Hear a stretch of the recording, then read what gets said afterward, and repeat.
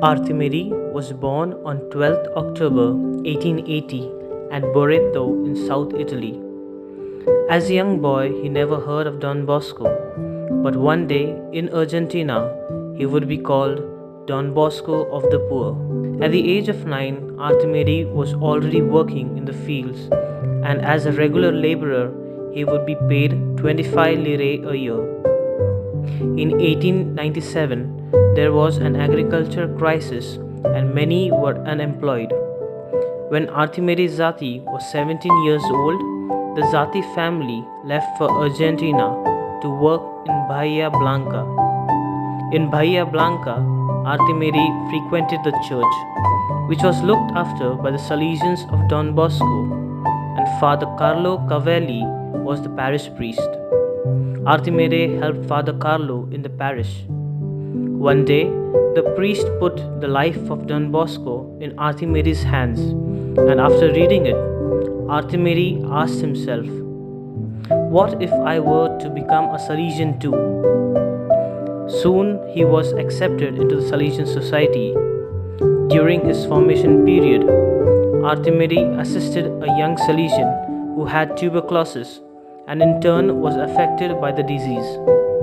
Artemide was at once sent to Viedma for treatment and fresh air. There, he was cured by the medicines, and Father Ivasio Garrone, who had been a nurse in the Italian army, took care of him. It took 2 years for Artemide to be totally cured. In 1908, at the age of 28, Artemide took his final vows as a Salesian of Don Bosco. In 1911, Father Garrone passed away and Artemide found himself as the head of the pharmacy of St. Francis and the hospital of St. Joseph. He was a medical officer with hardly any qualifications, but with a lot of love for the sick. He knew very little of medicine. He had picked up some rudimentary practical knowledge while staying in the hospital and watching the nurses do their duties. But he was dedicated to his work and even at night was available for emergency calls. Once a sick prisoner was sent to Zatti's hospital. The prisoner escaped by night and the anti-clerical groups were quick to accuse him and had him imprisoned. His return to the hospital after 5 days in jail was triumphal. "I was badly in need of some rest," he joked. The servant of God was happy and cheerful, even in the face of difficulties and suffering. More than the knowledge of medicine, Artemide had a profound understanding of the human heart. He healed people with his presence, his voice, his jokes, and his songs.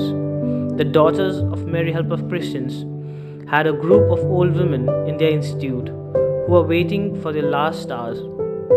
Artemide was their doctor, and in all kindness, he would often administer sugar water instead of medicine, and they took it in a spirit of faith and were very happy. Artemide later on studied pharmacy and also earned a diploma in it.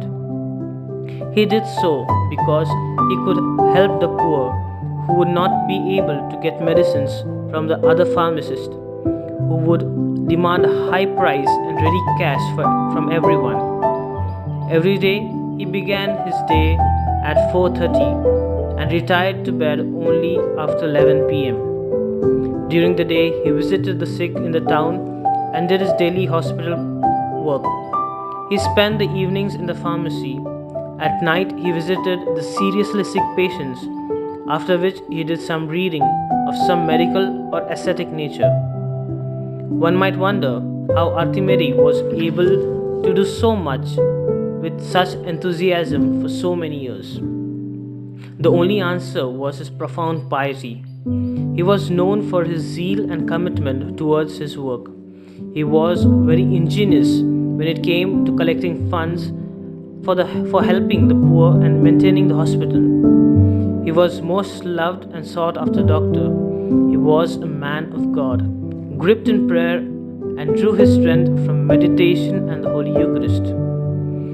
On July 1950, the water tank on the top of the hospital building was damaged and needed immediate repairs. Notwithstanding the rain, Zatti was now 70 years old, got onto the ladder, and went up to do the repair work. His foot slipped accidentally and he fell down, hurting himself badly. He was cured from the wound and joined the community again to work. Sometime later, there was pain on the left side of his abdomen, and he knew it was a tumor of a pancreatic gland which had no cure. He asked for anointing of the sick and renewed his baptismal vows. He died on 15th March 1951.